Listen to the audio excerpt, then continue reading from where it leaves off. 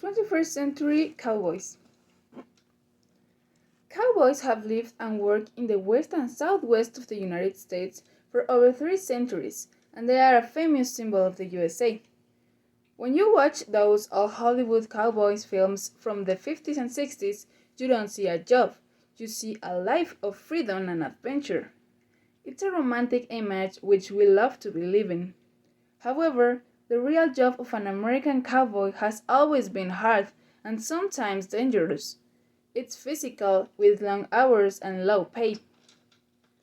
No one knows exactly how many people still do the job of a cowboy in the 21st century, but the number is probably between 10 and 50,000.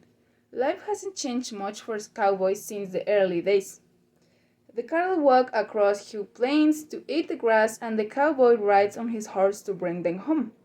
Like the cowboys of the past, a 21st century cowboy still gets up early on freezing cold morning and makes breakfast over a fire.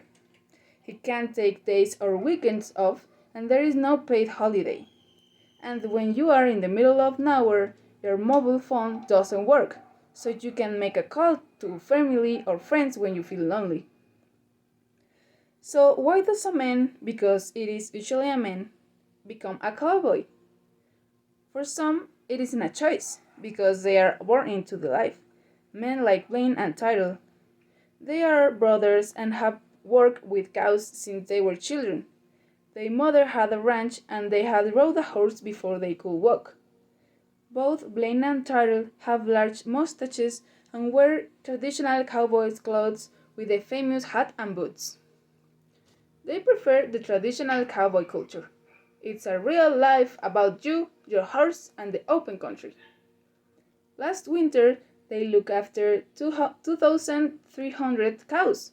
Every day from December until April, they rode across nearly 2,000 acres of land with only the cattle and the horses of company. Unlike Blaine and Tyrell, some people choose the job later in life. Pat Criswell had an office job with the US government. He made good money, but he didn't like city life and spending all day inside. He wanted to do something different. So one day he gave up his job and moved to a ranch in Texas, earning much less money as a cowboy. He remembers his work colleagues in the city on the day he left.